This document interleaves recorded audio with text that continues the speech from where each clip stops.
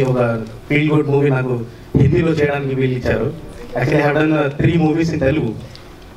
So for the first time I am working for a Hindi movie and I felt very good. Glitters Academy గురించి చెప్పాలంటే నేను దాని logo చూసానండి. దాని logo behind I have seen 2 wings.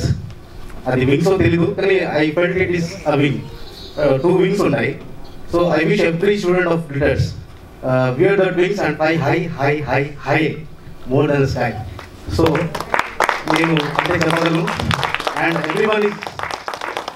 every student of glitters is lucky, I feel, because a good platform that glitters is giving.